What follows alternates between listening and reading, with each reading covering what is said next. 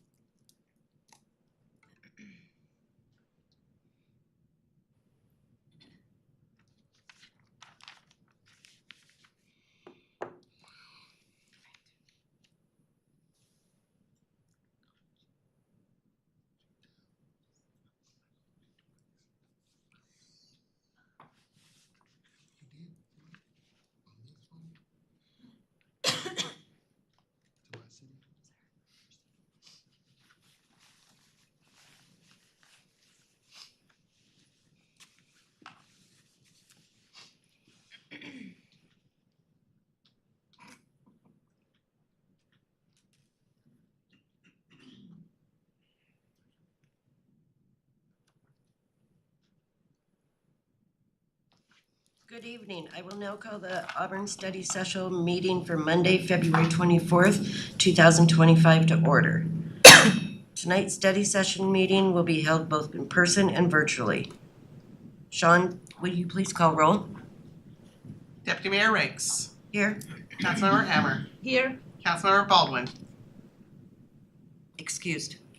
Councilmember Clinton Taylor. Here. Councilmember Tracy Taylor. Here. Councilmember Trump Manuel. Here. Sean, do we have any agenda modifications for this evening? Yes, Chair. Council vacancy appointment discussion has been added under announcements. Thank you. So under announcements, as council knows, we talked about it at the last meeting about Larry Brown resigning. And so we have 90 days to consider how we want to move forward and get someone in that position. So my question is, do we want to follow, do we want to put a take place in there, which we would still have to go through the same system that we have in our rules and procedures? Or do we want someone that is running, the caretaker would just be through that term? Or do we want someone that is going to run because we're giving that candidate an advantage? So I'm gonna open it up for discussion. Does anybody have any questions on that? Councilmember? My thought, I think we should have someone for placeholder. Because the time, if we start hiring from now, and if the person wanna run, that sometimes will interfere with their campaign. So the best, we bring someone already placeholder to finish the year. That's my thought.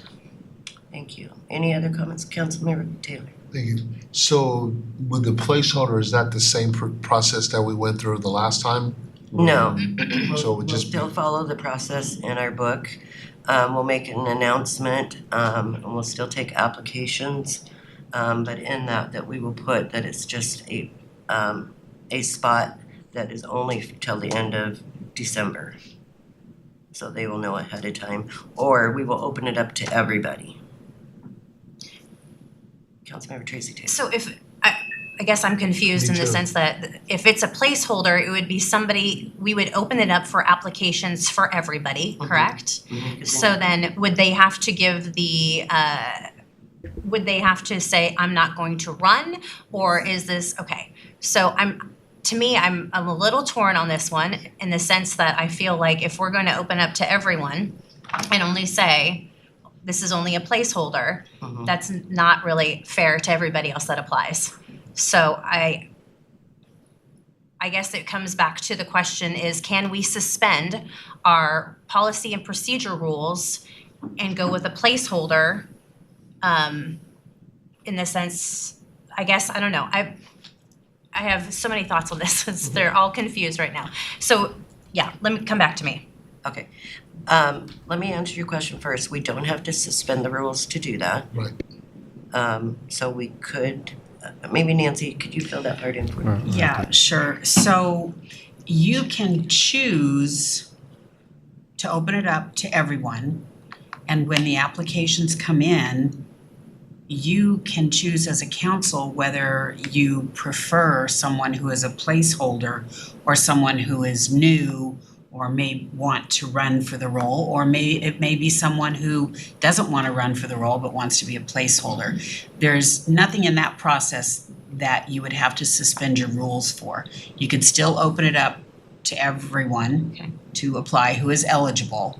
And then as you are looking at all of the applications and when you're doing your deliberations, you could then decide that you wanted it to be a placeholder. Someone who may have had the experience in the past, or someone who doesn't plan to run this fall. Because as the deputy mayor said, if you select someone who is running this fall, you are giving that person probably a leg up in their campaign. They are the incumbent. They have never been elected to the role, but they are the incumbent at that point. Councilmember Clinton Taylor. Okay, so I'm a little confused. I want to make sure. So we went through this process last November before last, right? And so was that the same process that was in place when so has that been added to our, I have to double check because we've No. added a lot of stuff to our manual. Yeah, that So- is something that has been added to the rules and procedures for last year. The new process was added. No, I realized that about how we were gonna go moving forward, because it was never in writing the way we did it the previous time, that part. But I'm referring to, what I believe Councilmember Taylor was referring to is that if we open it up and we say, okay, here's a list of the people that we're gonna take a look at or that applied or whatever, we narrow that list down, why would it matter if they decided to run? Because you ran. So why would we change that? As Nancy said, that it gives that candidate an Possible advantage. possible advantage. Nancy? So it's always up to the council to determine what they want to do and who they want in that role. Right. I don't know that there were any caretakers who had applied last time, nor was it really discussed. But if you have been keeping up on what happened at King County Council, former King County Council member Dave Upthegrove, who was elected as the Lands Commissioner, Executive Constantine had to submit 3 names to the King County Council for their consideration. He could have submitted caretaker names, or he could have submitted people's names who are planning to run. Council chose to have a list of caretakers. And so Oh, okay, got it. they selected a caretaker, Deshaun Quinn, who was on the Tukwila City Council. So they chose Deshaun Quinn to be in that space through the end of this year when a new King County Council member for District 5 will be elected. So it's just adding to the choices that you have. I can tell you, prior to deputy mayor being appointed to the council, the last time that occurred was when I was appointed to the council back in 2003.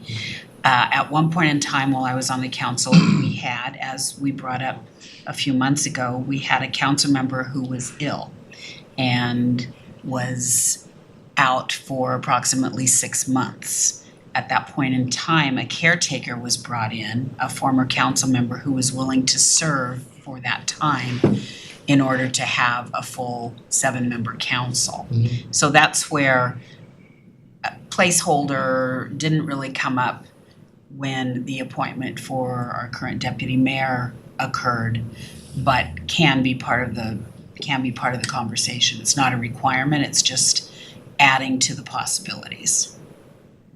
And I will tell you that former council member Larry Brown was hoping that it was a caretaker in the role.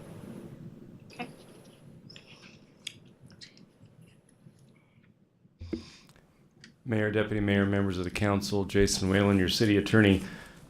If it were to please the council, we could modify your current application for appointment to include a paragraph that advises of the existing term that's remaining and specifically asks if they intend to apply for selection just to the remaining term, meaning the caretaker, or not. And that way you'll know with the body of applicants that you receive through the normal process outlining your procedures, which candidates may simply be seeking the interim appointment for the duration of the existing term of Councilmember Brown, or someone who may want to do that and then run. You'll know if they answer the question.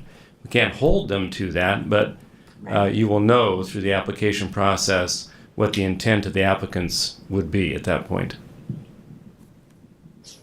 Any Councilmember Trout Manuel? If we do that, I feel that we ought to open it up to the other existing past council members who have already said that this is what I was trying to do back in November, to bring someone in just to fill in until Mr. Brown got well and it was shot down. So I had already talked to 3 other council members, past council members, and they agreed to come in and just finish out Mr. Brown's term.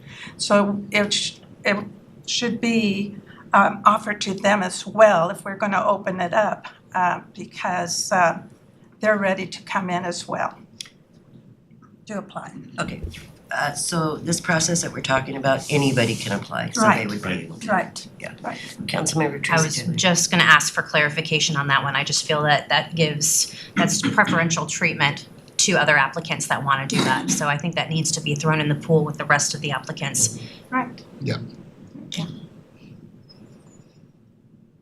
Any other discussion? So do we want to move, well, we can't There you vote. go. Is there any concern over moving? Is there any concern over moving forward? Yeah. Councilmember Tracy Taylor. Have we talked to Councilmember Baldwin and her thoughts on this as well? Yes, Okay. well, yes. Okay. But she thought when I talked to her, so I need to talk to her again because she thought we were just going to do it for, just do the care thing and not open it up to everybody. So I will talk to her. Mayor Backus. The process that sounds like you will be moving forward with is the process that's in the council rules of procedure. So there shouldn't be any concern with Councilmember Baldwin. Okay, Because it is the process that you all agreed. agreed to when you passed your council rules of procedure. Councilmember Everett. I like the idea. It came that to put it as a placeholder. I believe in fairness. I'm Girl Scout. So to allow, hopefully, to get someone who placeholder first, so the person who be running be focused on their campaign, because people who run campaign, it's hard to be in both, especially when you be new on the job. So I like the idea to the way to writing and opening for everybody. So I have a question, and I don't know if it's for you, city attorney. When we open this up, I just want clarification. When we open this up, will it state when we send out the notices that it's only for a caretaker position? No, no, he for just- everybody. But Deputy Mayor, members of the council, the position that you seek to appoint is only for the remaining term of Councilmember Brown's position. Obviously, we can't guarantee an additional 4-year term unless someone were to Right. run for election and be elected. So it's only for the duration of the existing term. Now, the clerk and I can put together the application form that you used previously with some additional language as I recommended Okay. to include, very specific language that this application is for the term of X to the end of 2025. And then a question, do you intend to serve only that duration of the term, or would you seek to run for election in 2025 for the term January of 2026 through the 4-year term? So we can make that express in the application, and we can forward that after we tweak it to you, Deputy Mayor, for review. Yeah, I can do that. Yeah, we'll work together on the Okay, language thank of you. I it. just wanted to make sure it was clarified so everybody knew that. So, does anybody have a problem moving forward? Okay, well, thank you all very much for your input. So we're gonna move on. Next is, I'm gonna turn this over to Tracy Taylor for,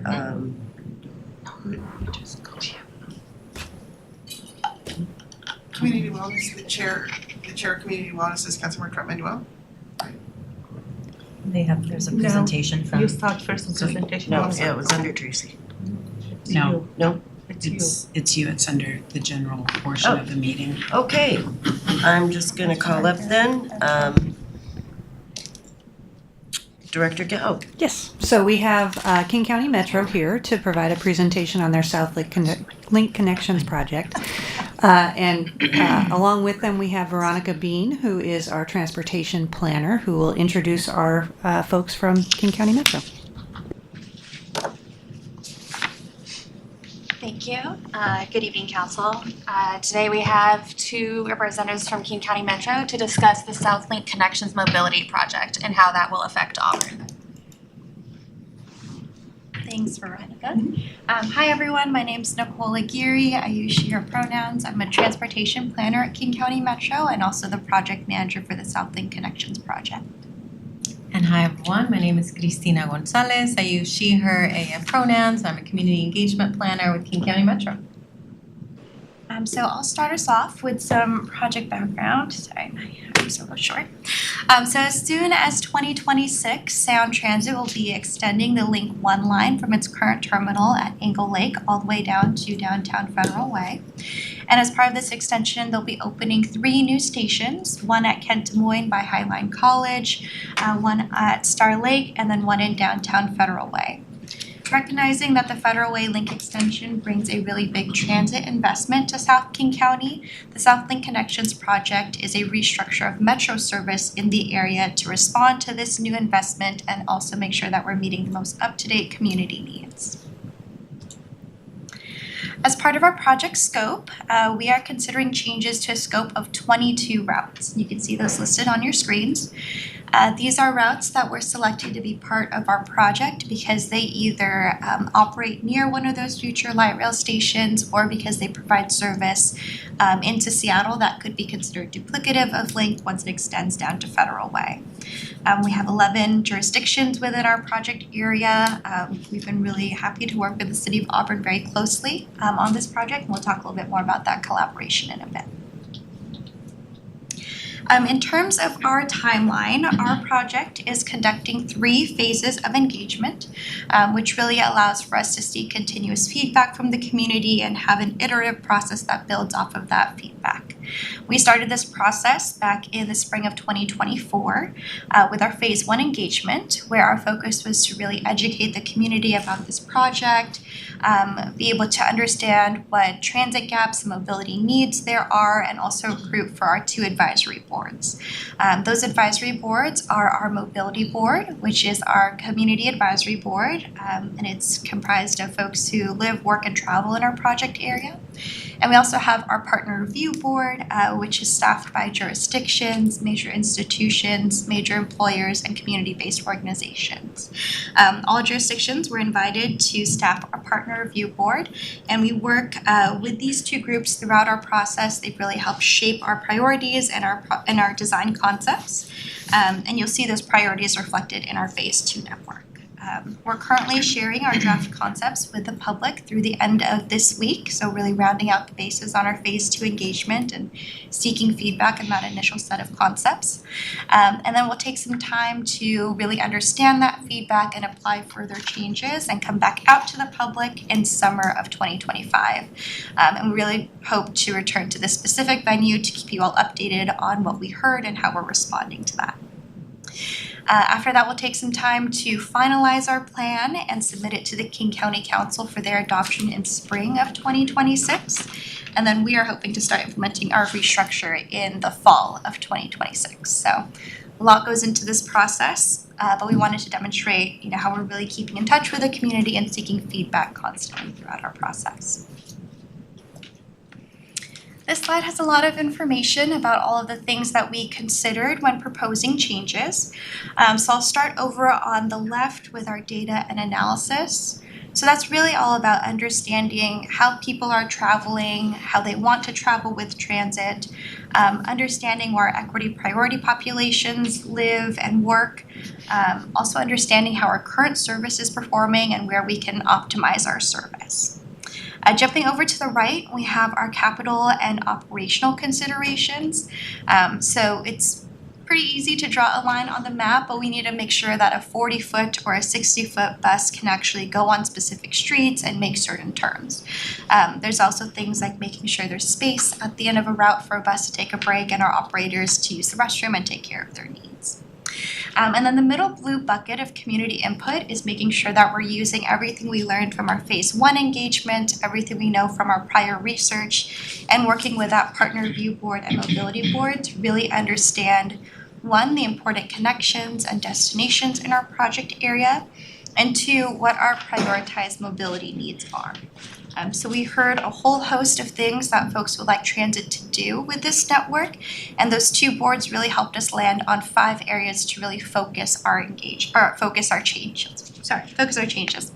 And on these next 2 slides, I will run through what those 5 categories are and how we're meeting those in our concept network. I'll go through this at a bit of a high level because I do want to focus specifically on impacts to Auburn, but these are included for your reference. So the first mobility need is greater transit coverage. And to meet that, we are proposing implementing 2 new MetroFlex pilot zones, one in Federal Way and one in Auburn. And these are services where folks can use an app or call in to request a ride anywhere to and from within the same zone. And I'll show you in a little bit kind of a close-up of what those zones look like because they do serve the city of Auburn. The next is improved early morning and nighttime service, and to meet that, we are proposing to provide earlier and or later trips throughout the week on 7 project routes. The third is faster transit travel times, both within and beyond the project area. And to meet that, we're reorienting some routes to serve those future light rail stations to connect people to that regional transit. We're also adding more frequent service and having trips come more often on 5 routes. And then we also restructured some of the service between West Federal Way and Downtown Federal Way to straighten out that network a little bit. Our fourth is improved east-west connections, and to meet that, we're providing frequent service on 2 main east-west connections in our system today. Both of the routes that are becoming frequent service will serve the city of Auburn, and I'll talk about those more in a little bit. And then last but not least, we have increased weekend service. So there are 2 routes where we are proposing to add brand new weekend service where it currently doesn't exist today. We're also hoping that trips come more often, later, and earlier on a bunch of routes throughout the weekends.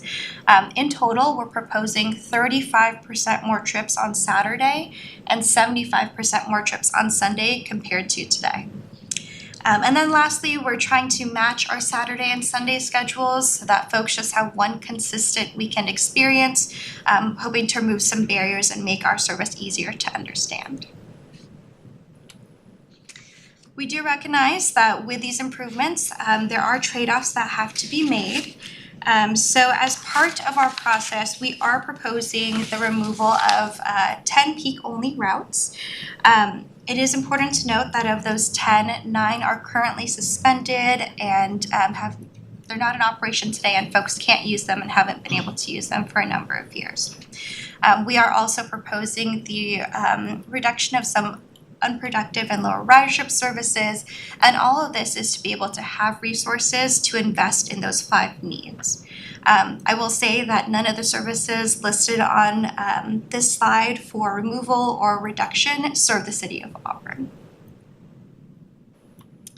So speaking specifically to what does impact Auburn, there are a number of routes, the 160, the 184, the 915, and the 917 that serve the city of Auburn that are not part of our project scope.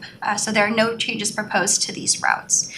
They didn't meet our criteria, and these routes were part of the Renton Kent Auburn Area Mobility Project that was implemented back in fall of 2020. What is changing in Auburn is that we are proposing to improve Route 181 to frequent service. We're also proposing a new frequent route, Route 164, and then those 2 MetroFlex pilot zones. So I'll talk about each of those in a little bit more detail. Starting with the Route 181, this is a route that goes from Twin Lakes Park and Ride over to Green River College, serving the Federal Way Downtown Station, the Outlet Collection, and Auburn Station on its way. We know that this is a really important east-west connection that has high ridership, and so we want to invest in this route and promote it to frequent service. So it would come every 15 minutes during most of the day on weekdays. We're also proposing some increases on weekend service with buses coming every 20 minutes on Saturdays and Sundays. For the new Route 165, as part of our Phase 2 network, we are proposing splitting the current Route 165 into 2 different routes. So the 164 would be a new route that would go from the Kent Des Moines light rail station to Kent Station and then over to Green River College, and the other half going north to Burien, which is the light blue line on that map, would become the 166. The 164, which is the dark blue line on the map, we are proposing to also be frequent service because we see such high ridership on the Route 165 between Highline College and Green River College.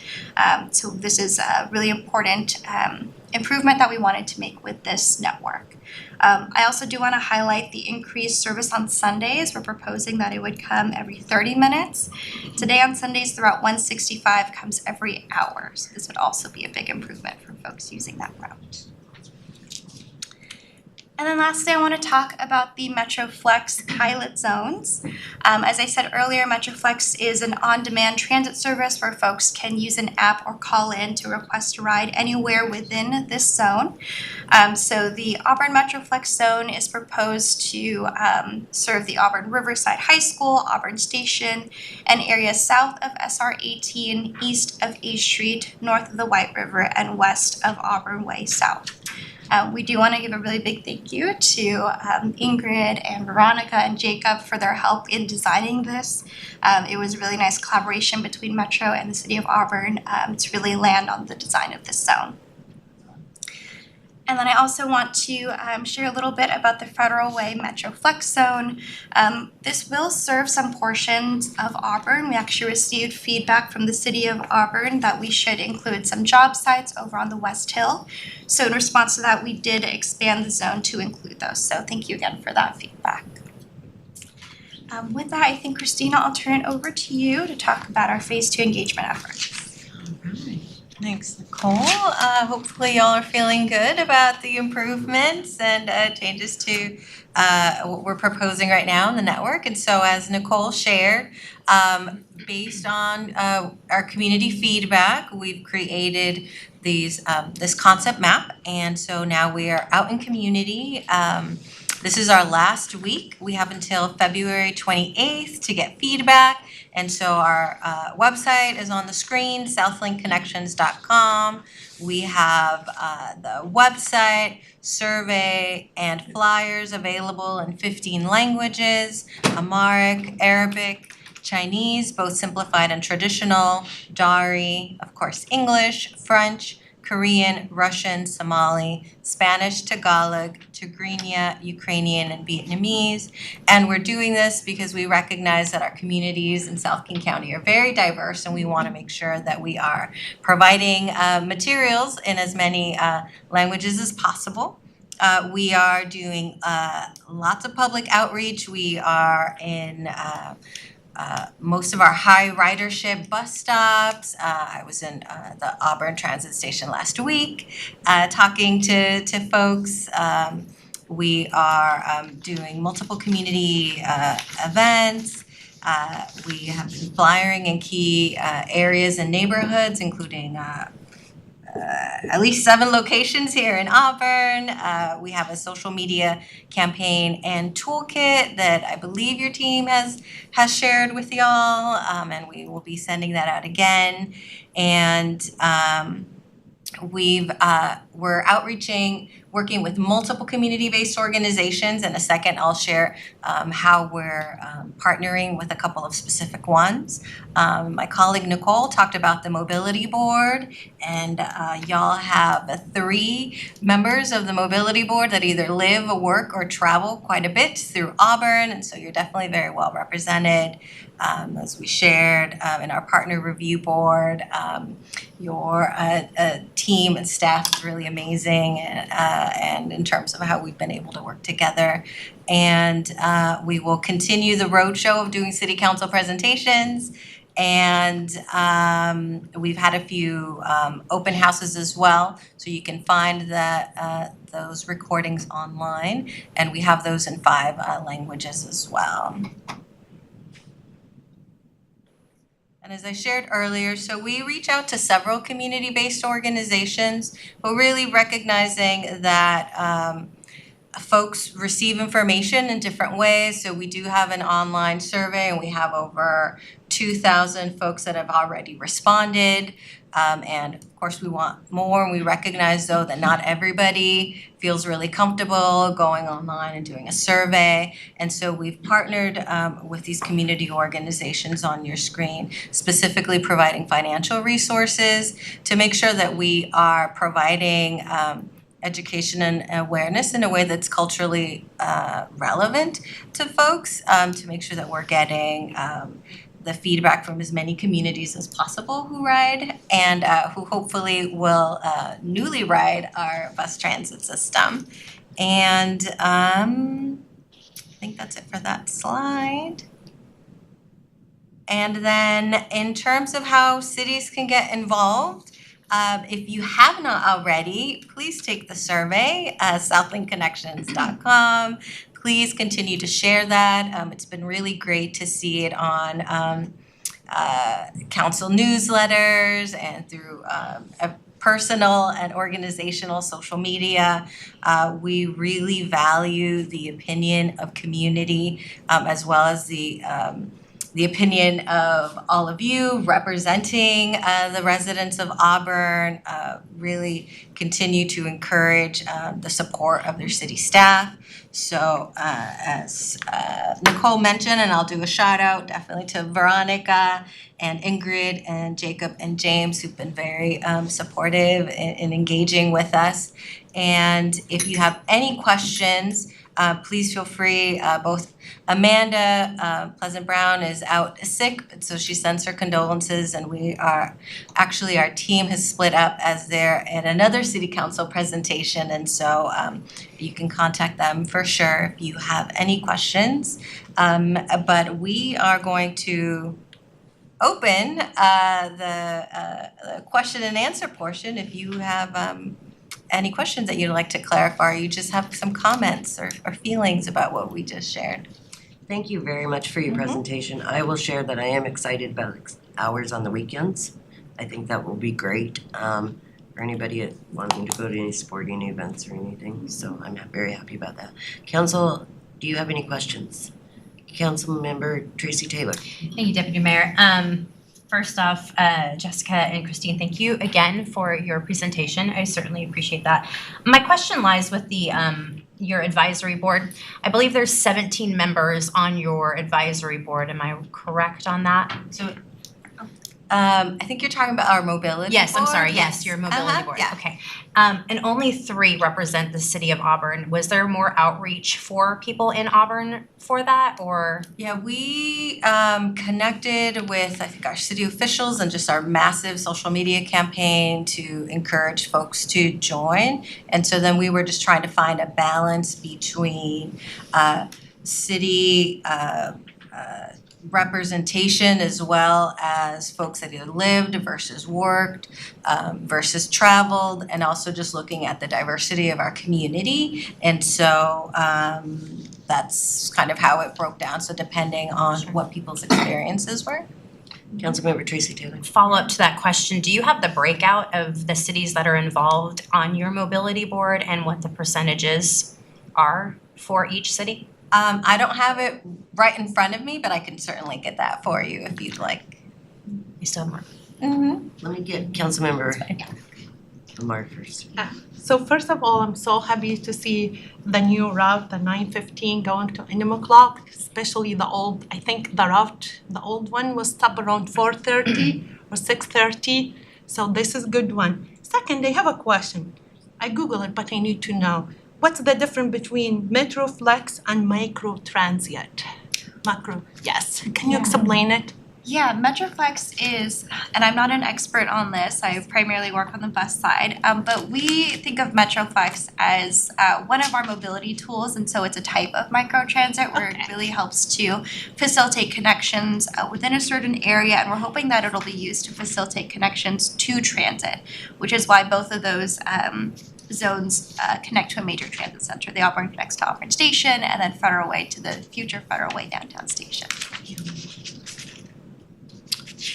Councilmember Tracy Taylor. Thank you. I wrote these down because I was reading this last night. So I guess my next question would be, what steps are you or is King County Metro taking to ensure there's equitable transit access, especially for our underserved communities? I'm looking by the changes in the peak hour rates in that sense, because in Auburn, we have a lot of blue collar workers that are shift workers, and especially a lot of our underserved community works those hours, so I'm just making sure it's equitable. Yeah, that's a great question. We're hoping that we're still able to maintain really strong peak peak service levels while also building out the rest of the day. We recognize that shift workers, they do work sometimes 9 to 5, or blue collar workers do sometimes work 9 to 5, but there's also shift workers that work weekends, nights, early mornings. And so we're really trying to build around the peak hours without taking too much from the peak hours.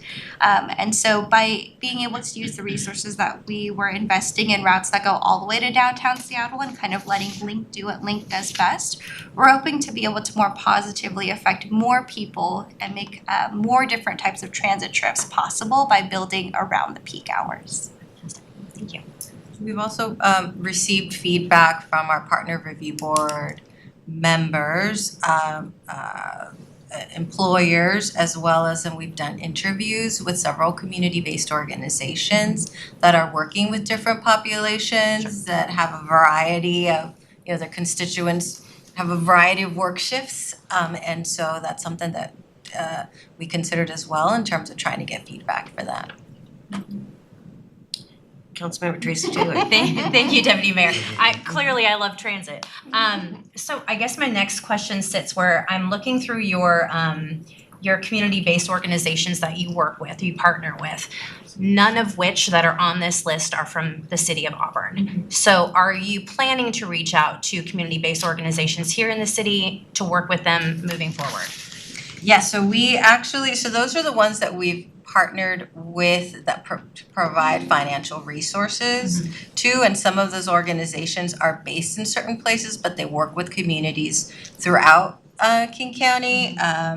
And I'm trying to look at my list here. We do have some organizations that we're working with specifically, of course, right, Green River College, the Auburn Senior Center, where is the Auburn School District? We did a college fair there, and so we're working with various organizations throughout Auburn. I'd certainly share a list with you, but we're obviously open if there are any particular organizations, institutions, or we still have an opportunity to connect and share. We would love to hear about who they are, and it's really great. We've done sometimes, right, the cold calls, can be a little bit tricky to try to reach out to every single organization and business, and so the relationships are really helpful. And so if you can even help support that would be really great as well. So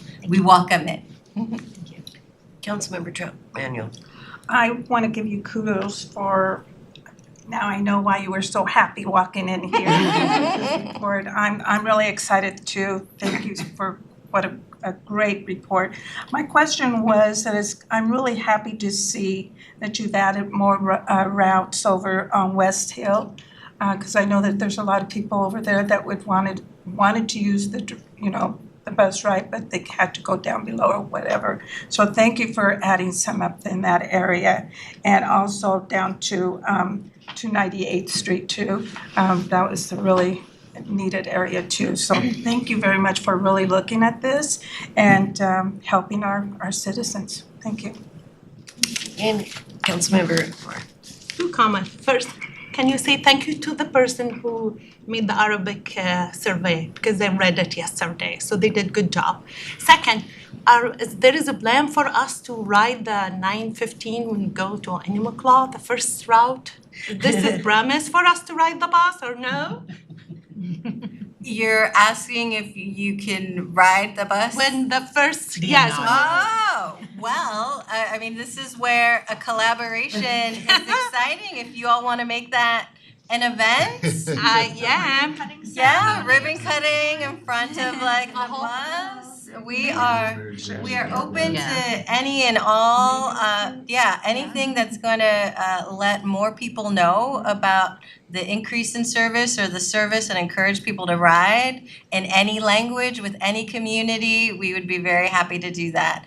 And then since you brought up MetroFlex too, sometimes we have different forms of, we call micro transit, right? So we also have community vans, and sometimes it can get a little bit confusing. And so if, I'm assuming that people are gonna appreciate and want to have the service when we get to phase 3, and we would be more than happy to work with y'all to do an education campaign about MetroFlex. Any ribbon cutting that you want, any rides, we are all for it, and our social engagement and media team would probably really be happy too. Any other questions, council? Well, thank you very much. You got us very excited. So, Great. Yeah, thank you. Thank you. Thank you. Do I need to close this at all? Maybe just escape. Okay. Okay, thank you. Enjoy the rest of your meeting. Thank you. Thank you. Okay, next I'm gonna turn this over to Councilmember Trout Manuel. Yes, thank you, Deputy Mayor.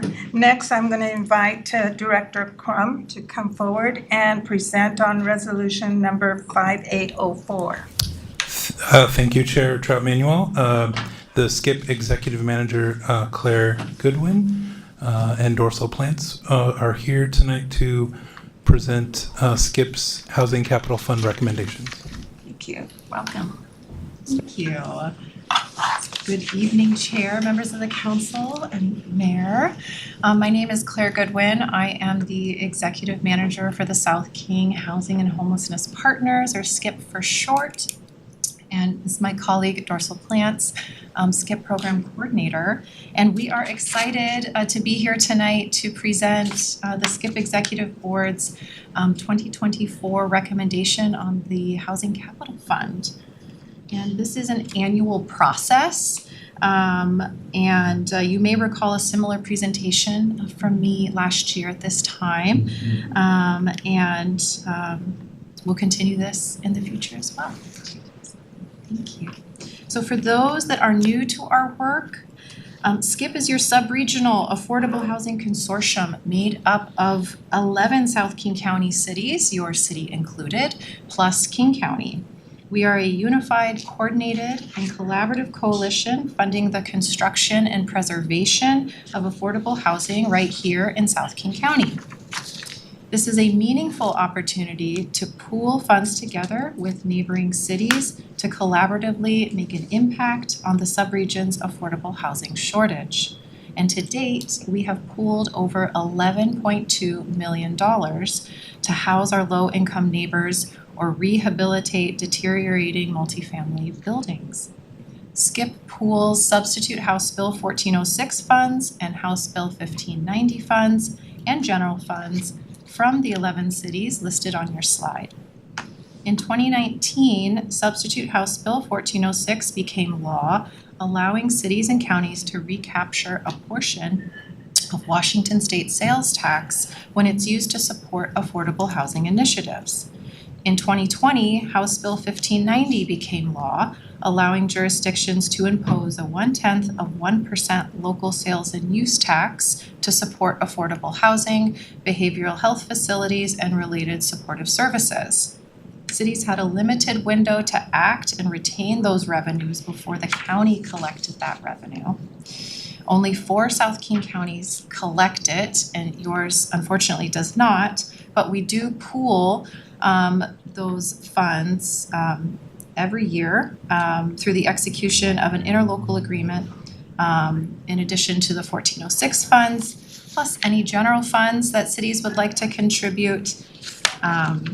And use of these pooled funds requires approval from each participating city council. Even though you have already contributed these funds to SCIP, your council will need to authorize the allocation of those funds to specific projects. So this approach allows multiple cities to pool their funds for projects across South King County to maximize the creation of affordable housing overall and in each city. So 6 projects applied to SCIP throughout South King County. The SCIP Advisory Board reviewed and made recommendations to the SCIP Executive Board to fund 4 of the 6 projects. The 2 remaining projects were both located in the city of Renton, and both were eligible to use House Bill 1590 funds, which the city of Renton collects but does not pool with SCIP. And because of this, the city of Renton plans to directly financially support those 2 projects.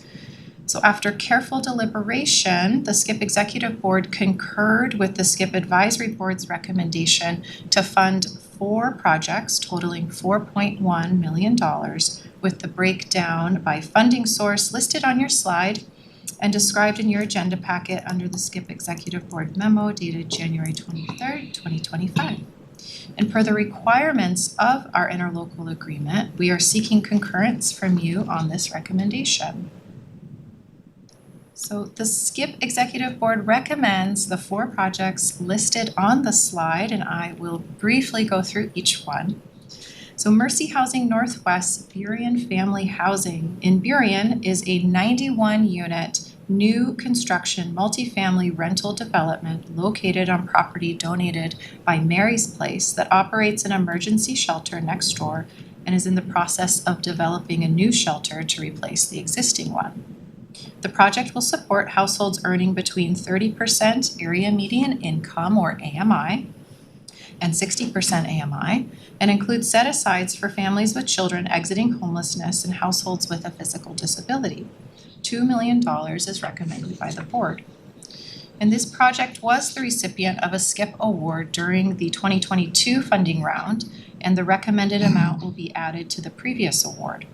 Second is TWG's Pandian at Star Lake, which is in Kent, adjacent to the Kent Star Lake Link Light Rail Station. The project is a 251-unit multifamily mixed-use rental project, which will support households earning between 30% and 80% AMI, with set-asides for families and families with children that require permanent supportive services or are at risk of homelessness. And $770,000 is recommended by the board. This project was the recipient of a SCIP award during the 2023 funding round, and the recommended amount will be added to the previous award. Third, which is the one you will be most excited about, I hope, is the Multi-Service Center's White River Apartments located right here in Auburn. It's a 24-unit rehabilitation and preservation project supporting households earning between 30% and 60% AMI. $775,000 was recommended by the board. And lastly, Habitat for Humanity's Burien Miller Creek is another previously awarded SCIP project. It's a 40-unit affordable homeownership project in Burien, with 20 units being sold to households earning an average 50% AMI and 20 units supporting households earning up to 80% AMI. $555,000 is recommended by the board. So this slide shows total amounts sourced from House Bill 1590 contributed by jurisdiction this funding round to the SCIP Housing Capital Fund, and of this total, the amounts by jurisdiction for each project. You'll see a similar breakdown on the next slide for the substitute House Bill 1406 funds. The first two projects we discussed are being funded through House Bill 1590 funds pooled by the cities of Covington, Kent, and Maple Valley. So this slide shows total amounts sourced from substitute House Bill 1406 contributed by jurisdiction this funding round to the SCIP Housing Capital Fund. And of this total, the amounts by jurisdiction for the rehabilitation project here in Auburn and the home ownership project in Burien. You will also see the unallocated amount by jurisdiction to be used in future funding rounds and the amount that was carried over from 2023. So we are seeking authorization from City Council to allocate the amount listed for this project under your city in alignment with the Executive Board's recommendation. This is $121,507 for the Multi-Service Center's White River Apartments Rehabilitation and Preservation Project and $39,980 for the Habitat for Humanity Burien Miller Creek project. And this slide shows total amounts sourced from general funds contributed by jurisdiction and the amount proposed to be allocated to the Burien Miller Creek home ownership project. CTAC was the only jurisdiction to contribute unrestricted general funds, but we are always open to others to contributing this source to the Housing Capital Fund. And in conclusion, we are looking for your support to authorize the allocation of $161,487 from the city's contribution to the SCIP Housing Capital Fund to finance the affordable housing projects we talked about today per our interlocal agreements. And with that, I'm happy to take any questions you may have. Thank you so much. Council, do you have any questions? No? I have one. Could you repeat how much you gave two figures of 121. I didn't get the rest of it. Yes, so it's so Auburn's contribution would be $121,507 for the White River Apartments. And $39,980 for the Habitat of Burien Miller Creek project. And your slide. Oh, I see it. Thank you. And I should clarify too, so these are the funds that the city contributes every year for the Housing Capital Fund. And we make those funds known and available through the annual funding round, which happened in last summer in 2024. So we announce how much funding is available through the process, and then applicants submit their project proposals, and we go through our lengthy process for project selection. But our final requirement before sending out award letters is to come to every funding jurisdiction and say, here are the projects that the advisory board and the executive board recommends. Here are the amounts we propose from each jurisdiction to be used and applied, and it's part of the interlocal requirements that we come and get the concurrence from you all. Okay, thank you. Yes. Council, yes, Ms. Taylor, Councilwoman Taylor. Thank you, Chair. This may be a dumb question, but if we contribute to the Housing Capital Fund as a city, how can we be sure that it would come back to Auburn? Like how the projects? Yeah, so the goal is that we will have at least one Housing Capital Fund project in our SCIP for every member within 10 years is our goal. There's no guarantees, I can say, but we have been doing our best to get the word out to developers, encouraging folks to explore this as a funding source.